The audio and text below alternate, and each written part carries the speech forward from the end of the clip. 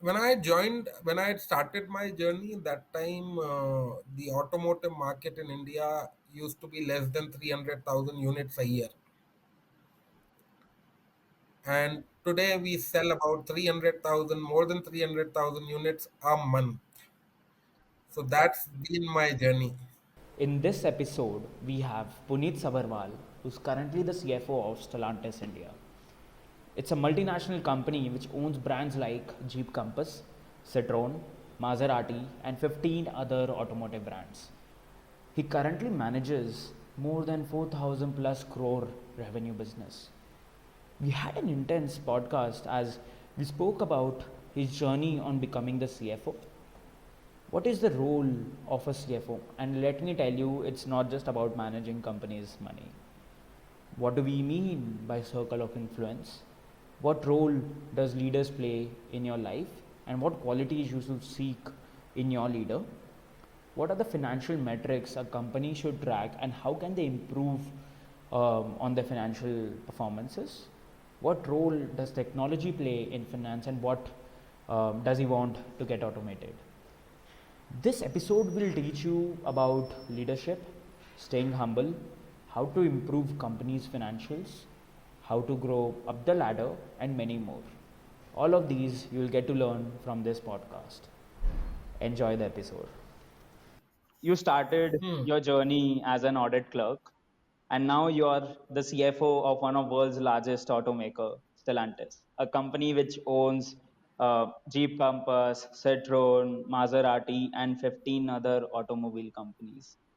Please share your journey, like share some of the highlights that you feel like. How did this happen, like from audit clerk to CFO? Let's know something more about it. Yeah, from audit clerk to CFO, okay, it's only two words, audit clerk and a CFO, but the journey was long, and it had its own ups and downs, but whatever it was quite a cherished journey. First of all, I would like to thank you, Jayesh, for giving me this opportunity, and I wish you the best for your startup and for your endeavors that you are trying to do. Thank you. All the best to you. Thank you. So, coming back to the question about being an audit clerk, that happened way back in 91, 92. That's when I completed my graduation. And those were the days when a CA course was to be done only after graduation. There were no foundation course or the CPT exams or CP. I don't even remember what all exams are called these days. So we had to qualify the undergrad and then join a CA firm if we were good to be selected by them, and thereafter file your forms and start your 3 year articleship training. I was fortunate to work under Mr. Anurag Sangal in Anurag Sangal and Company. He was a premier CA firm in Dehradun. So I belong to Dehradun, Wow. and that's where I did my entire studies, right from my schooling till my CA. So I joined this firm and way back in 1991 October, and then the journey started. What was a journey? Oh, it was great. In fact, I do recall those 3 years of training when we used to be having fun in the office. 9 to 6 we used to be in the office, then go back to tuition. So tuition was being taken care of by Mr. RP Ishwaran. He was also a chartered accountant and he used to take classes early morning, 5 a.m. We used to be at his place to do our studies. And this is Dehradun. There used to be pretty bad winters. So early morning, 5 o'clock, we would be at his place, do our studies, go back home, get ready, and go to the office to do our training. I do cherish those days. I recall them quite a lot. Whenever me and my old friends we are sitting together, we do reminisce all the days that have gone by. So 9 hours of working, and thereafter come back, study, and then go to sleep. So this used to be the way for us for the next 3 to 4 years. I did not complete my CA in the first attempt. I took 4 years to complete it, 4.5 years to be precise. And once I did that, that was way back in 1996, and I joined a company called Climate Systems, which Mhm. was at that point of time a subsidiary of Ford Motor Company of US. So it was a joint venture between Ford Motor Company and Maruti Suzuki. So Ford Motor was at that time maybe the second largest car manufacturer in the world, and Maruti Suzuki was the largest car manufacturer in India. Mhm. And that's where the journey really started. And before that, I must thank my parents, who really struggled hard with me during my CA studies. I belong to a very modest family.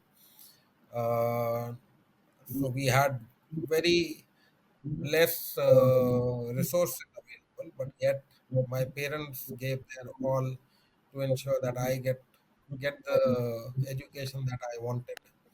So first of all, my thanks to them for this journey to start. So I started this job in climate systems, which was an auto component manufacturing company, a plant situated about 50 kilometers from Gurgaon, which is about another 30 kilometers from Delhi. So, so I started that there. I used to go early in the morning, uh, reach start at about quarter to 7 in the morning. The bus used to come and used to take us to Bhiwadi. That's the location that it was. So 50 kilometers from my residence. So 1 hour drive on the bus or ride on the bus. But that was the time that I used to make good use of that time by reading newspapers and magazines. So by the time we used to reach the office, it used to be about 8:30, and then the rigmarole of the day, of the week, of the month, and of the year would start. So I worked there for close to 10 years, pretty long journey for first job, and became the finance controller of that company, of that plant, in about 5 to 6 years of my start of the job, and then continued for another 3 to 4 years as the finance controller there. And thereafter, every good story has to end. My good story with climate systems, which was at that time Ford, and thereafter later on it became Visteon, ended in December 2005. Yeah, that's when I joined G Healthcare. GE. By the way, this Vistion is the company which makes those, what do we say, like the display of the cars, right? If I'm not wrong. So one of the components that they make is the display unit Hmm. uh, of the car, and but the plant that I used to work was on the climate control part. So it used to manufacture radiators and condensers and so anything related to cooling of the vehicle was being done by this plant. Got it, got it, got So it. the cluster segment used to be done at Chennai in another plant of Vistyon. Okay, okay. Okay, now sorry, I cut you off. Please continue. No, Like no, you were going with GE. yeah. So when I had started my journey, that time the automotive market in India used to be less than 300,000 units a year, Oh, that's less. and today we sell about 300,000, more than 300,000 units a month. Oh God. So that's been my journey. Wow. So just to tell you how the car industry has gone up. So it's gone up significantly. So Hmm. from 300,000 to about 380, 3.8 million cars a year is what we sell Which in year was India it? today. Which year was it? That time 300 crore. That was way back in 1996. 1996. So it's like around 16 years now, right? No, it's about 27 Oh, years. 27 years. Okay, 27 years we have this kind of a jump. Wow, around Yeah. 2x. Yeah. Yes. So that's the kind of journey that I'm talking about, and the auto industry has suddenly picked up pace over the years. Though the industry stalwarts were expecting, or the pundits of the industry used to say that by this time we should have been selling more than 5 million cars a year.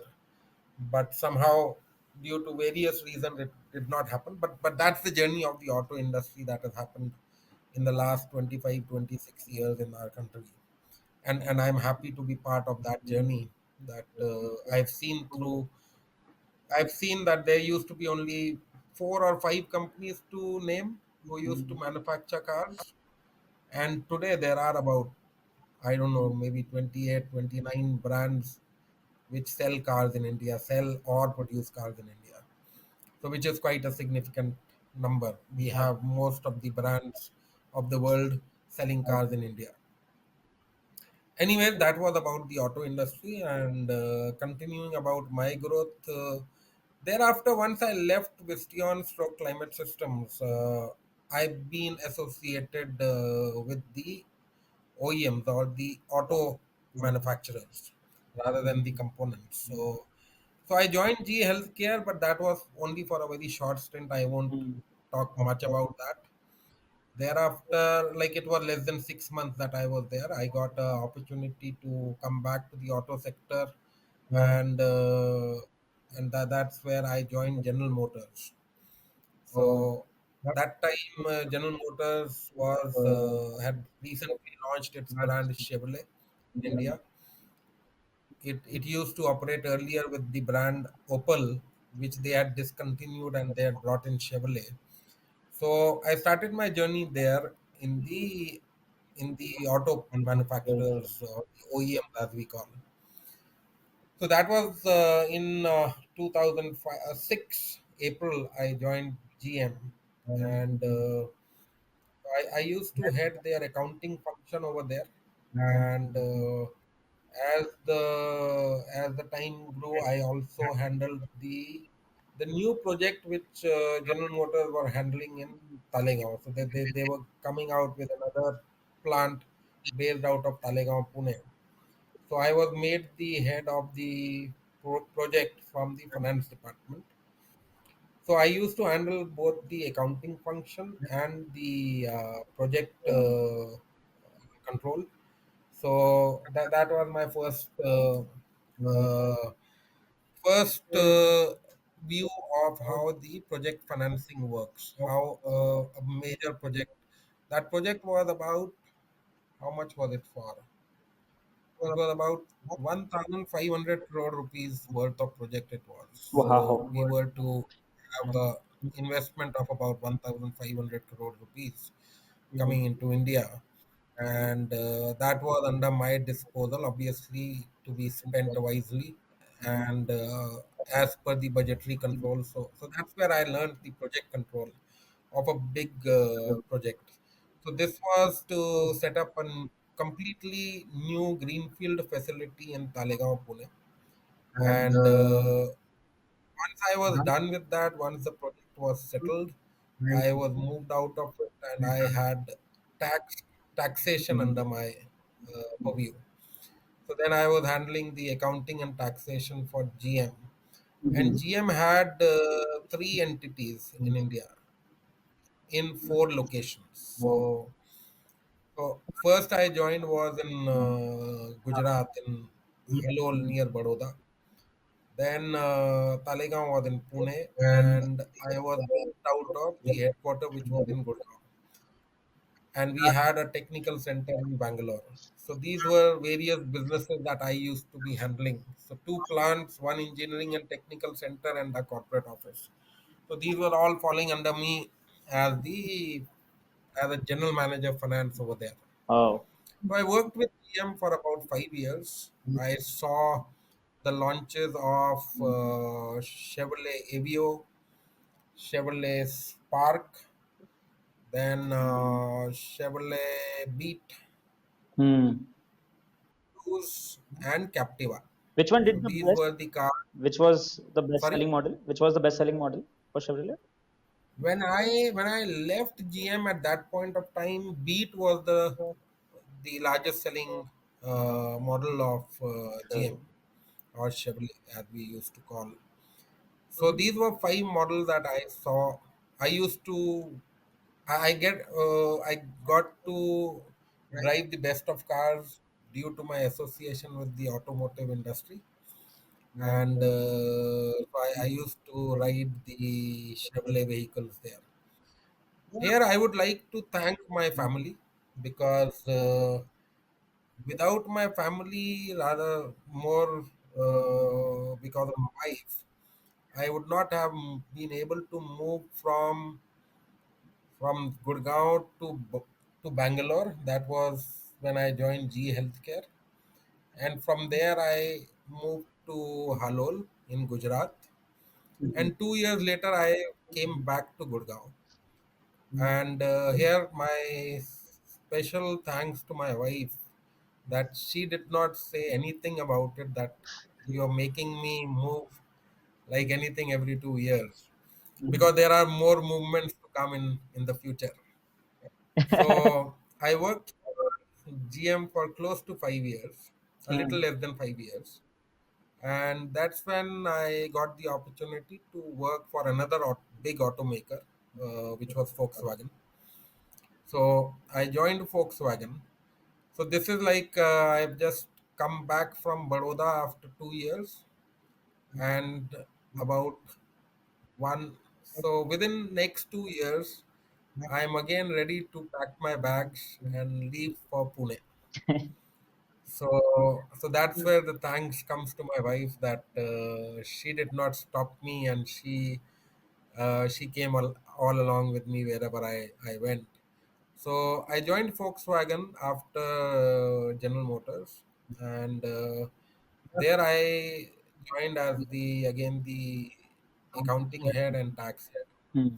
and later on went on to have the legal also work under me, and so that was for about first 5 years of my tenure in VW. I used to be handling accounting, tax, and legal, and I was one of the I think I was the at the highest level within the Indian employees over there.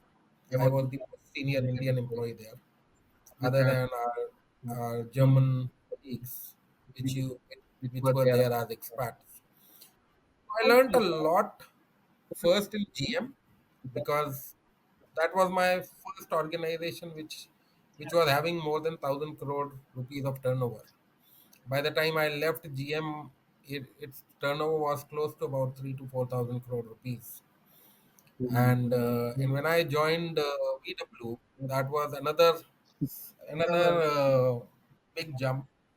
It was not only a domestic market that I was looking at, but we were catering to the exports also. Ooh. So, so VW India's turnover was a little over 1 billion euros, which was at somewhere around 6 to 7,000 crore rupees a year. Wow. And again, lots of learning over there, and lots of process improvements were done, and lot of activities happened over there. And amongst all these things, I cannot forget my team, which had always been with me, and they were able to they were able to withstand my idiosyncrasies and my drive, and without their active participation and support, I wouldn't have been sitting where I am today. So special thanks to the entire team that have worked under me. I'm sorry, I might not be able to recollect all of their names because there are hundreds of them. So my special thanks to them and my best wishes to them always. I am in touch with a few of them, and I would say that at least on the social media, I'm connected on LinkedIn with most of the team that I worked with, and so VW's journey was 6 years, and thereafter I joined MG Motors. So this was the beginning of my tenure with startup companies. So MG was setting up shop in India, and that's when I joined them. In fact, we had not even got incorporated before that itself. I joined Wow. MG, and special thanks to Mr. Rajiv Chhaba and Mr. Balendran, who had trust and faith in me that they took me on board, and we did a lot of things over there, and it looks and it gives me a lot of pleasure to see that MG is doing so well in India. Well, a lot of foundation was laid in the initial 6 months when we were hardly a team over there. We were about less than 10, 15 of us who used to be there daily, and we used to have a lot of fun over there, and did a lot of things, a lot of travel together, to the plant, to the headquarters, and whatnot. So there I was sort of a director of finance. I worked there for about 2 years. And again, my journey of relocation started. I moved from Pune to Gurgaon. By the way, one question here. So when you joined MG, like it was, they were just setting up the shops. You stayed there for 2 years. After 2 years, like what was the turnover like? No, so I left MG before I could see the fruits of the labor that we had put Oh, in.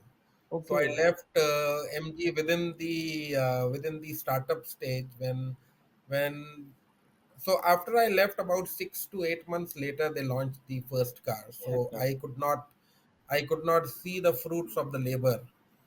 I saw it standing as a spectator rather than on the stage, is what I would say. It was all the foundation that you had laid there in terms of finance. Like Yeah. that's the part that you were. Yes. So after having the experience of setting up MG, I moved to PSA. Again, another relocation from Gurgaon, I came to Chennai. So Mm. PSA was also in the startup stage, and that's when I joined. And I think in PSA I would be maybe the first 20 or 25 employees Wow. in India of PSA, Hmm. and therein we put in a lot of hard work Can in you talk? setting up Can the you talk a company. little about PSA because I believe a lot of the folks in the audience won't know about PSA. Can you just talk a little about what they do? Yeah, yeah. I will tell you as to what PSA Hmm. is. So PSA is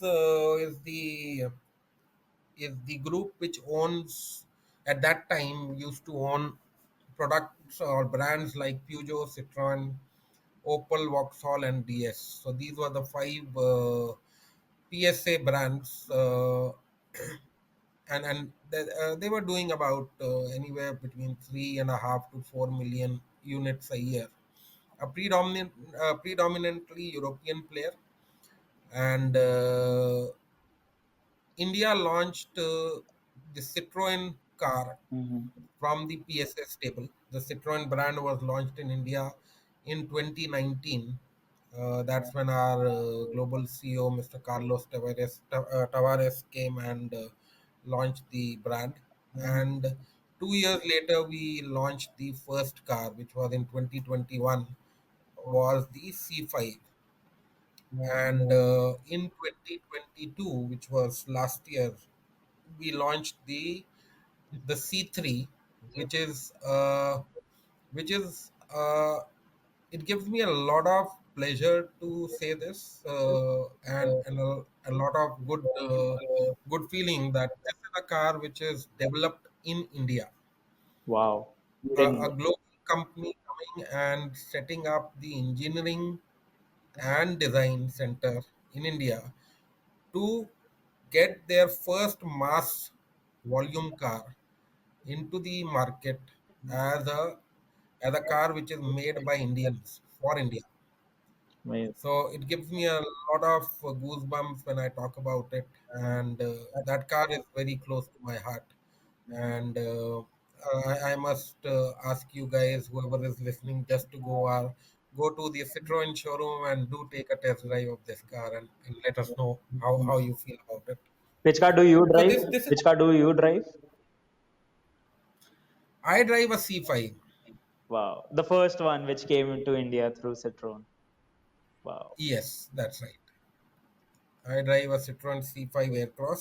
So that's a beautiful car too. One of the most comfortable cars that I have ever driven in the last 25, 26 years since I've been driving cars. So a beautiful, very nice looking car, very comfortable, and with a beautiful drivability. that's nice. So this is where the journey is continuing, Hmm. and now I'm part of a bigger group, which is Stellantis, because Stellantis was formed in 2021 with the merger of Group PSA and FCA. So FCA is the group which owns brands like Fiat, Chrysler, Jeep, Dodge, Maserati as well, okay, I guess, correct? Maserati, yes. Then Lancia and Alfa Romeo. I keep. How many of Stellantis brands are working, like, are in India? Like, out of 18, how many are there? So India has three brands. So Hmm. which is Jeep, Citroen, and Maserati. Wow. So Maserati is a premium brand. So it's very small in numbers. So it does single digit numbers in a month or so. So, but that's for the super rich of the country. Seriously, but I love the design of Maserati. Like it feels like, okay, when Yeah, I yeah. see the logo, I was like, wow. Well, it feels like, okay, there must be a king inside or something like that. Yes, exactly. So The logo itself shows the crown. exactly, that's pretty amazing. Okay, this very interesting question. See, earlier you started as an individual contributor to now being the leaders of leaders. Correct? What role do you feel a leader plays in a person's life? Oh, see, today whatever I am, it is okay. A lot of hard work has gone into it, but there are a few leaders who have really brought me where I am today, and here I won't hesitate in naming them. The first one, okay, apart from the teachers or the leaders in my life, apart from my parents, the first one is Mr. Anurag Sangal. He was the one under whom I did my articleship training. So he's like he really laid down as to what a CA needs to be like. So we used to be always in awe whenever we were in the office listening to him. He was more of a teacher rather than a CA, and that he actually proved us and himself right, because he left a CA practice and he joined a school, and he was teaching students for about 10 to 11 years, if I am not wrong. And he went on to become the principal of that school as well. And then now he's back in the CA practice, which he had. So he is the first one that I would like to mention. I learned a lot from him, and I still learn a lot of him because I am in touch with him. Wow. The second leader I would talk is Mr. Sunil Rekhi, who has been my uh, under whom I have worked uh, most largely. The maximum number of years who I worked under has been Sunil. So he was my first boss, and he was the one who gave me the second break in General Motors also. Wow. So special thanks to him that he saw he had the faith in me that even after having worked under him for once, he was ready to take a risk the second time also. So thanks to him that I got an opportunity, firstly in the auto sector and secondly in the OEM sector. Hmm. So in between, there have been two more leaders I've been fascinated with. One is SK Banerjee. He used to be the MD of one of the of climate systems, and he actually he was the one who really what do you say? He gave me so many life lessons, and he turned the complete tide for me. Hmm. Where I won't mind saying that maybe I got rid of my arrogance in front of him. Okay. So I was an arrogant person at one point of time. And this guy just sat down with me once and he's he he gave about 1.5 hours to me. And it was more of a like he brainwashed me, I would say, completely. He said, Puneet, you will never reach where you are supposed to reach if you are not going In a to change positive your sense. attitude. And trust you me, that 1.5 hours has been a lifesaver for me. And special thanks to SK out here that Hmm. that I could take his words and change myself and bring it into my professional life and become the professional that I am today. Another person that I won't miss out naming is Vishwanathan. So he was the group CFO of Visteon when I was the finance controller of one of the plants. Hmm. And till date, if ever I have to take any decision in my career, he is my go to guy. Hmm. So I talk to him, I discuss with him, and he gives me the right direction. And again, a lot of learning from him.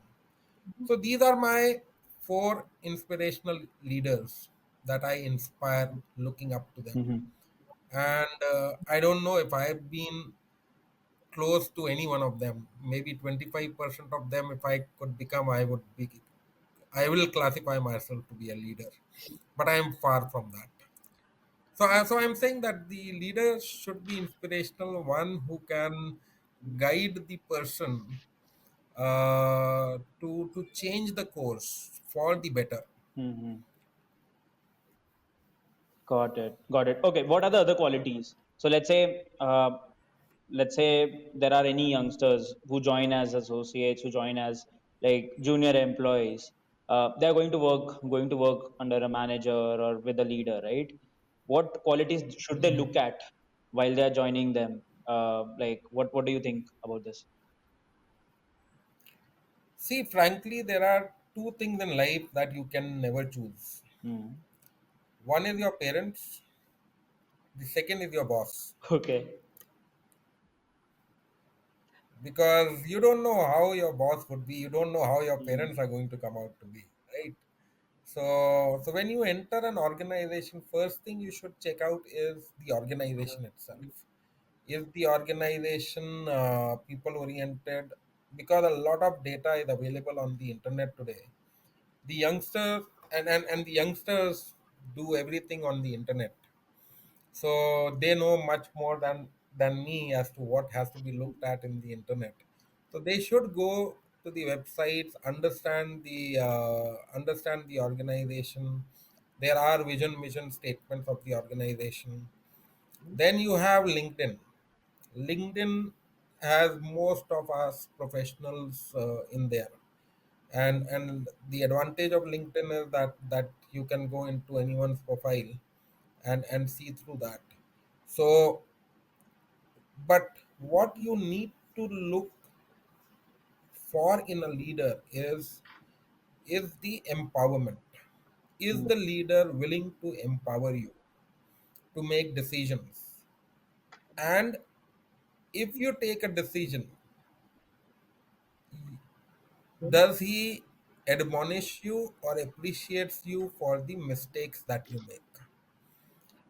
Because if you are being empowered, there is a risk that you are going to make a mistake. So if there is a leader who is ready to take that risk, I think go ahead and work for him or her for the rest of your life, because they are the Wow. real risk takers who are going to make you as a leader. So I like and today I can talk about my current boss, and my current boss is much younger to me. Okay, and I really like one thing about him is Wow. that when he took over this job, he said, Puneet, my objective has always been that whenever I join a place, I should have a successor immediately. Mm-hmm. Because if I have a successor in place, my team is going to be strong. And the successor needs to know that the opportunity can come anytime.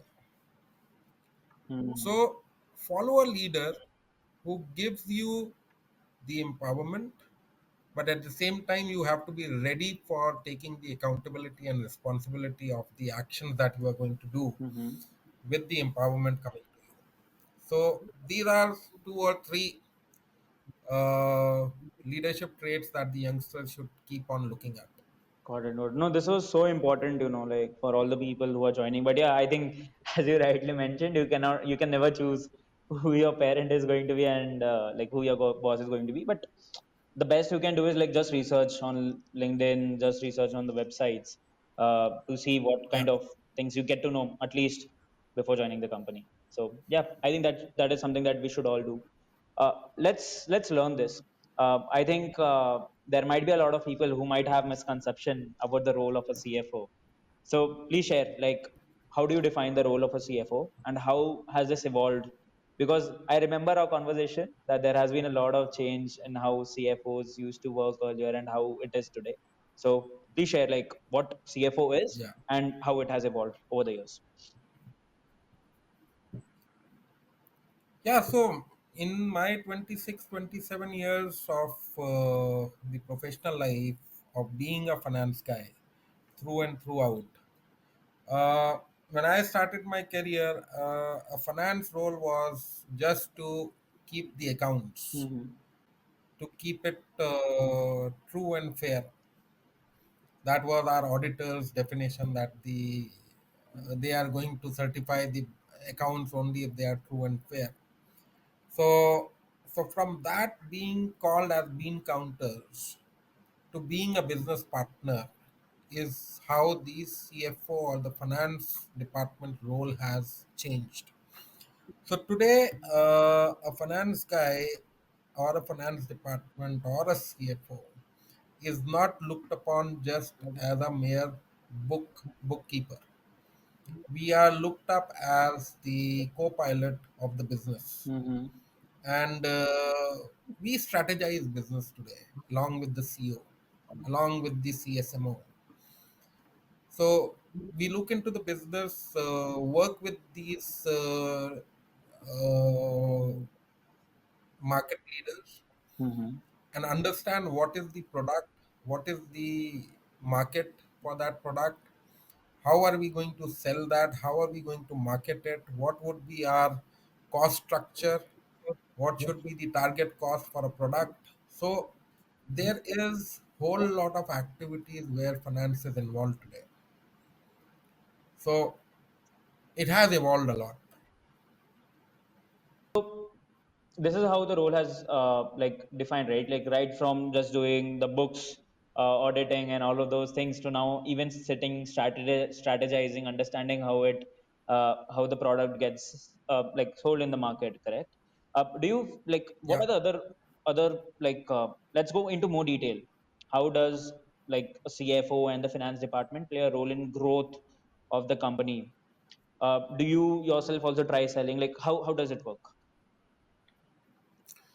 Yes. So if you look at the role today of a CFO of a auto manufacturer, it starts from the time when a product is being conceptualized, Mm-hmm. because that's when the R&D is going to start. and you will have to start funding for the R&D, because R&D is not a uh, uh, small cost. It's a pretty huge cost. So you'll start funding for R&D with a bigger picture in mind. Okay, 2 years, 3 years, maybe 5 years down the line, we are going to be coming out with this product, which would be entering into these markets. What should be the product looking like, and what should be the price range that we are going to be selling it. So so that's where the conceptualization stage comes in. Mm-hmm. Then comes the business case preparation, where you are going to prepare a business case and see the viability of that product, whether it what would be the investment that would have to be done, what would be the price that this product is going to fetch. Now, finance does not have a crystal globe in front of it Mm-hmm. that we can just go and ask the crystal glass, okay, crystal ball, sorry, the crystal ball, that, okay, tell me this product, if I launch in 2028, what would be the price? So we'll have to take out the market data as to how the pricing gets evolved in, let us say, the current market price of a product of similar nature, Mm-hmm. how it would progress to be in 3 or 4 years down the line. So we sit with the marketing intelligence department to understand and look at what would be the volumes in 2028 of the total industry volume. How much would it have been progressed? So keeping all these variables in place, a business case would be evolved, which would then factor in what should be the cost of the product that we are going to be uh, which would be coming out in next 3 to 4 years. So there would be a costing department under the finance department which would be looking. Yeah, so we look into the entire market Mm-hmm. intelligence data of what would be the volume projections, what would be the pricing projections, how the raw material costs are going to go. So basis which we are going to be making the business case, and then the finance department, the program, the product, and the marketing department, we are going to sit along with the purchasing folks Mm-hmm. and the HR folks to understand what sort of a sizing of the business would have to be done, Mm-hmm. and basis which the business case would be developed and submitted for approvals. There would be multiple gates where the business case is going to be Mm-hmm. thrashed, and then finally we might get a approval amongst maybe 3, 4, 10, 20 products. Maybe one product would get approved by the project controlling department sitting in the headquarters somewhere. So once that happens, then you start arranging for the funds for doing the investment into the plant machinery, tooling, whatnot. So there the treasury department comes into picture from the finance department. Oof. And obviously, don't miss the accounting and tax department who are working overnight to ensure that whatever we are deciding, it's is getting recorded in the books, and the tax governance is taking place. Compliances are not forgotten, and then we make out our reports. Okay, finally we have got the car up and running, and these are the costs, and these are the expenses that we have been incurring, these are the revenues that we are generating. Then the controlling department starts analyzing where did we go wrong or where did we excel. So that reporting and the controlling function would get together, and the monthly factory output of PowerPoints are going to be coming out in front of the management to see where how we are faring with the business case. And then obviously a lot goes into the strategizing as to how we are going to market this product into the market, how much should we be the spending on media or on advertising, whatnot. So all of those things are going to happen. So that's where the marketing, the finance department has evolved, Wow. and then obviously we have to control everything. Ultimately, it is the cash is the king. That's the finance mantra. Cash is great. Got it. I have a very interesting question here. Please share. I need a story from you in this one. Like, has there any been a situation that you completely declined that, okay, no, I'm any CXO, any VPs that no, we cannot allot budget for this. What has happened like in that? There must have been multiple cases. Yeah, this happens quite often. Uh, So so every time when we are making the budgets for the year, and anywhere in the last 20 to 25 years that I have been, the budgets have never been shown of any uh, volatile or discussions going over the top, heated discussions with my other uh, peers from any department, whether it be marketing, sales, purchase, HR, everybody. We have a lot of heated arguments on the budget. They'll put in their budget, and then we will be having the pen with us and start cutting what is not required, the flap which is there. So yes, we do have a lot of discussion around that, and that at times gets heated also. So, but at the end of the day, we all work for the company and for the betterment of the company, because we are all so much aligned with the company objectives, because we cannot give them away. So everybody gains from the company objective. If we are going to meet the KPI set, we are the ones who are going to be gaining. So ultimately, better sense prevails, and we do, either we agree to disagree, or we come to a conclusion that okay, this is where we have to be. Sometimes you'll have to give way, or sometimes you have to take way. So hmm. it's both ways. Okay. So you spoke about KPIs in between, right? Let's discuss Yeah, what are the most important financial metrics in business that you track, and also tell us the top five. And since you've been from the automotive industry, you will tell about those, but also what are the other metrics that any startup or any other company should also apply for themselves, like any top five or six like metrics. I coined the word cash is king. So cash is Hmm. definitely the number one priority, that we need to have free cash flows. So positive free cash flow, we'll be having our numbers associated as to what should be our free cash flow. So free cash flow is the biggest KPI for any CFO. Then obviously our return on sales. What should be the return on sales or pure PBT numbers? Uh, Rather, EBITDA is the more defining KPI within the P&L metrics. Then, with the cash comes the working capital management. So your working capital should be as low as possible, because that's where otherwise your cash gets stuck.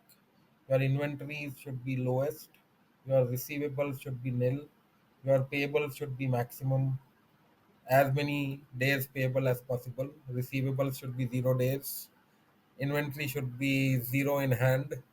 So obviously these are not practical situations I'm talking about, but yeah, lower the inventory, lower the receivables is always better for the balance sheet, and more payable days gives you more cash to play with.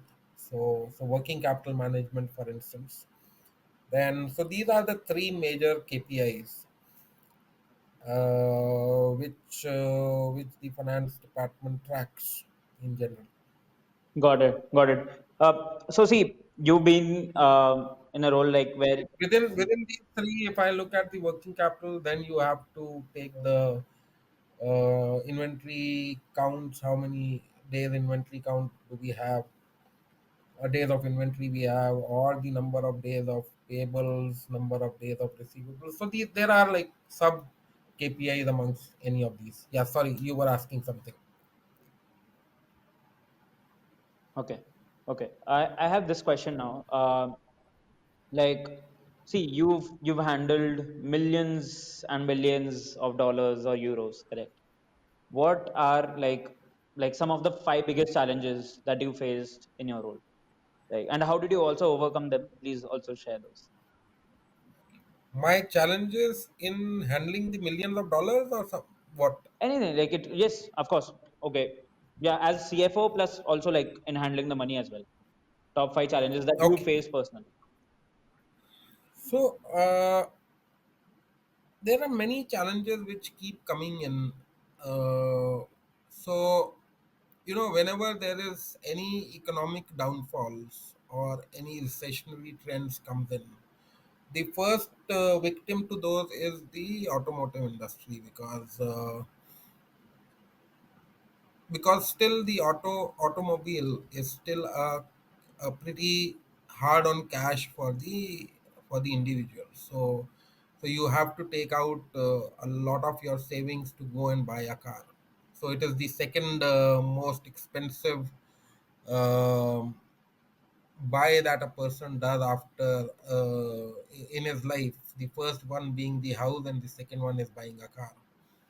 So recessionary trends just does bring a lot of hardships onto the automotive industry, and I have seen a lot of them in these 25, 26 years of my work with the automotive industry. So that is one big challenge. So the other challenge is that your cash flows. You have to be very much on the side of your cash flows, because you would never get to know where your cash has gone if you do not have a direct supervision on the cash flow. So again, cash is king, so you have to have a hawkeye on the cash flows. Then looking at the market trends, how how the market behaves, what is the product which should be brought into the market, which would be selling.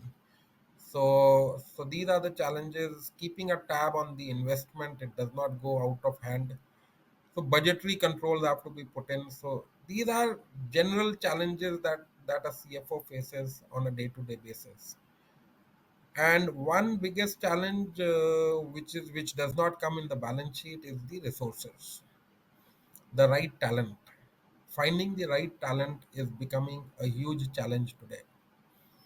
There is, even though India is, is one of the youngest countries in the world, but our education system, is it really producing job worthy candidates? Are our students today really job worthy? I don't. I would be in the middle of it, saying yes or no. So we need to spend a lot on the training of the employees. So we need to set up certain trainings for the employees, so that becomes another challenge for us to ensure that once our employee comes in, they are quick to learn about the organization, to know about the processes that are there. So the talent, finding the right talent is also a challenge out there. So these are my few challenges that I take or face on a day-to-day basis. Understood. Understood. So, okay. No, no, definitely. In fact, I work in the talent acquisition industry, right? Like where we are Yeah, helping companies solve like the tech hiring process and how they can move it much more faster. So I definitely feel that, okay, hiring is like actually takes time. And then after that, those people will be able to like, they need to learn during the process as well. That training, L&D comes into place. So it's a huge challenge across yeah. industries, across every company. Let's now talk about how do you believe technology plays a role in finance, and how are you leveraging technologies uh, to improve your financial performance, like that. Okay. Again, I'll go back to my formative years. Hmm. When I joined my first job way back in 1996, I had come from an articleship firm which used to record books. वो बही खाता में हुआ करता था, the Wow. handwritten ledger and cash book. And there were a few tech savvy clients way back in 91, 92 also, who had computers in their in their function, and who would just do some accounting software which would be developed at that stage. So Tally used to be the most popular accounting software at that point of time. So I'd the experience of working on Tally, and when I joined my first job, I had Tally as the operating system, or the accounting system which was there. So so so I worked on Tally, and we had manual vouchers, have manual invoices, and the inventory was the only thing which was kept in a bit of a computerized mechanism, which was Fox Pro, a software developed in Fox Pro by an in-house IT person, Mr. Anil Sharma at that time. And subsequently, maybe 6 7 years down the line, with a lot of pressure from the entire staff, we moved to a integrated ERP, which was MFG Pro. So therein, like, a lot of activities were synchronized within the IT system, etc. But in today's world, this is also archaic. Just having an SAP or an integrated ERP, whether it be JD Edward or MFG Pro or Oracle based ERPs, or the most prominent being the SAP, if you are just confined to that, that also is becoming archaic these days, because there are still a lot of manual operations which are still to be done. So now there are technology which is evolving, and I go back 2013, 14, or maybe 15. I I put up a software or a technology in VW, which was known as OCR, optical character recognition technology, which would, once you put an invoice under this OCR Mhm. scanner, the invoice would automatically get populated into SAP, and then you click a button and the entries would be posted into SAP. So that was the first technology advancement that I saw within the bookkeeping process. Then you have lot of other robotic automations which are taking place these days, wherein you have accounts payable totally being taken over by bots, receivables, payables function taken over by bots, who are going to be working just like any other data entry operator that you have. So RPAs have been put in place, Hmm. and there are lot of data analytics which is happening today. Mhm. So there are companies who are making softwares which are going to take the data out of your SAP itself and populate it into the desired reports that you want. So there's a lot of technological advancement which is happening in the finance domain as well, and I hope that uh, I might be able to put in a few more into my organization. But yeah, these uh, these developments are going to take place, because I think we need to get rid of this mundane data collection and recording, to more analytical features that a human mind can do, which a machine may be able to do. We are seeing chat GPT and all doing a lot of, I have anyway. I have this you spoke about bots, you spoke about all the data analytics stuff, right? It seems like you're too much in inclination towards the technology altogether. So that's amazing to know. What are the kind of things that you would like what kind of work you would want AI or AI to actually replace in like finance? What are the what are the still those tasks you mentioned, right? There are still some manual work to be done, even as of Yeah, yeah. today. What are those things that you would want to get done through AI, or which is possible as well? So I think a lot of these manual operations that we do on a day-to-day basis, like invoice booking or mm, uh, invoice generation, Hmm. plus let us say a simple employee claims. Why do we need people to do such mundane activities? We need to help people in going up the value chain rather than sticking to our low cost country tag that Hmm. okay, why do we invest in technology when you have a person who can do that job for 20,000 rupees a month, and we spend millions of dollars in spending it in the technology.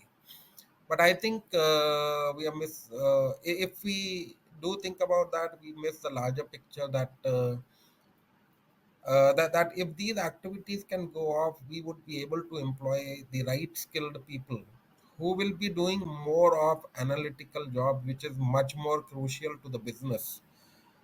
And every business is currently conscious about the headcount that they have. So it's not that we are shy of doing having employment in the company. It's just that we need to have the right sizing in the company. That's more important than having more quantity rather than quality of people. So I would say that uh, with the rising income levels in the country, I think a lot of people are aspiring to do more value addition rather than doing the number crunching jobs. So that's where technology will have to play its part, and I think AI can do a lot of things within the finance department. And I was just talking to a friend of mine that how can Chat GPT be useful in the finance department. So, but at the moment, okay, Chat GPT is more for fun rather than looking at it more from a professional standpoint. But I think there would be a lot more activities that this sort of a technology is going to do in future. Yeah, Meet, can you tell us like what are the most valuable lessons that you've learned throughout your career and share like some of 4 to 5 key insights that you have? Yeah. Yeah, sure. A very relevant question for today's generation. Uh, when we started our career, we were always thought of that okay, we go to the office, we are going to be staying late in the office, keep on doing work till the boss leaves, and then we are ready to leave. But today, that's not the case. So that was hard work that we used to put in. Today's time is smart work as to how Mhm. can you eliminate the processes, in the sense that you cannot eliminate the process has to be there, but what you need to eliminate is the waste in the process. So so please look into the activities that you do. I'm sure the hundreds of reports that we generate in the finance department, there is a plausible 20% of the reports which are not required, but these are being done because it was being done historically. So we need to be smart in our thinking to how to improve the processes, thereby reduce our work, and so that with that free time we can be able to devote more time on the analytical part, where we can add value to the business. So that is one very important point that the youngsters needs to look into today. The other point is, and this comes actually the first point is to maintain highest level of integrity. The finance department is the custodian of integrity, not only on the not only on your personal integrity, Mm-hmm. it's also on the integrity of the numbers, Mm-hmm. because a lot is decided with the numbers that we produce, with the numbers we provide to the management. A lot of strategic decisions are taken. So we have to have a highest level of integrity on the numbers that we are producing. Obviously, our integrity has to be top notch. So this is my second suggestion to the youngsters. Other than that, I have seen in my life of last 25 years plus in the professional environment, there has been so much of evolution that if I would have concentrated on what I had learned 26, 27 years ago as a chartered accountant, and if I would have just said that, okay, I learned this thing, so I'm going to practice this, I would have been asked to leave the organization way back. So that's where you need to grind the axe, keep on learning newer things, because life otherwise will be you'll always be backwards. So if you have to move front, you need to harness yourself, you need to keep yourself updated with the newest technology, and this goes for any work area that you are, whether you are into the production line or a purchase line or into technical department, into HR, into finance, you need to be updated. So read as much as possible. uh, that is one, and I think most of this encompasses all of these things, that don't lose your vision. What visions that you have set in for yourself, go and achieve them. They will happen one day or the other. One of my ex leader, the inspirational leader, Mr. Banerjee. So I had gone to him and said that, okay, SK, my salary is not increasing as much as I expect. So I joined at this level and I am at this level today after 6, 7 years. So he told me one thing, that Puneet, I am I am this degree holder and my batchmates, they are somewhere doing lot many things more than what I am doing. Their salary was higher than me. But over the years, today when I look at their salary and my salary, we are more or less the same.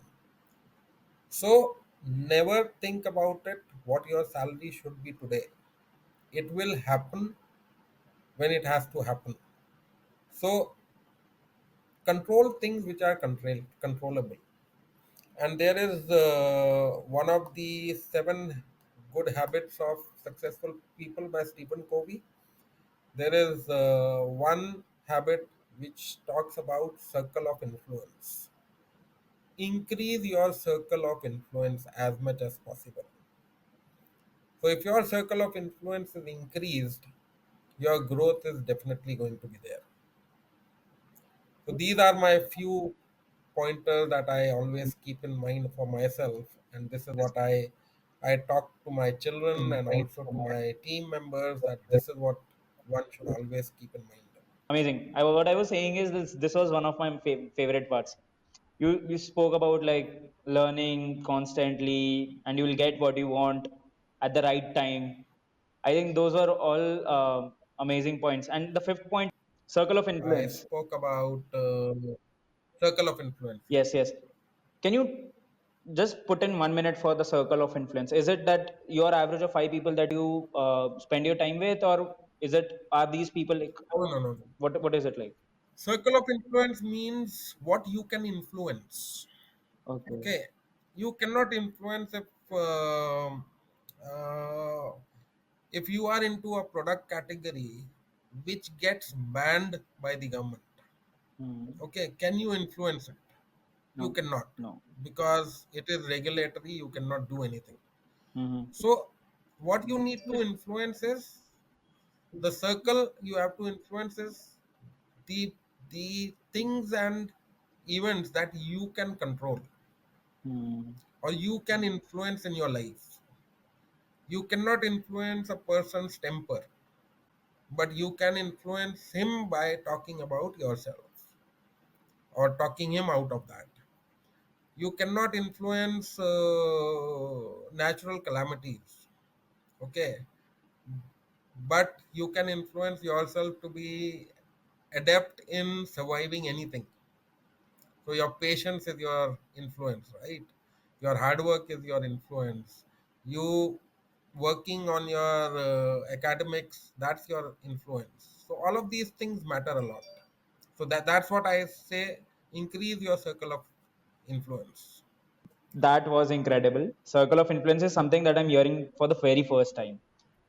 Every Okay, time I've okay. heard about is like five people average, which is also a very important part, right? Who you spending your time with. But these are the things that we can control. What you want to be Yeah, known for, yeah. what people think about you is at the end what circle of influence is.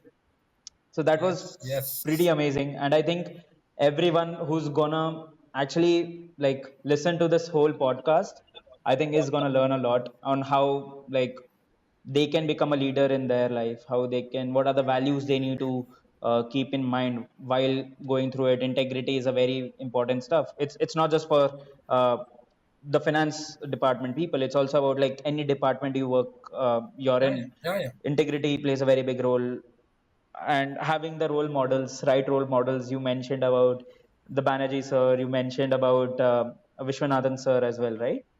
So Yeah, yeah. those were amazing, and right from like the where when you were an article working with your first company, right, as audit clerk. So I think thanks for sharing your whole journey. It was I'm glad that you spent so much time. You took out a lot of time for this whole podcast. I believe anyone who will see it will be like amazed.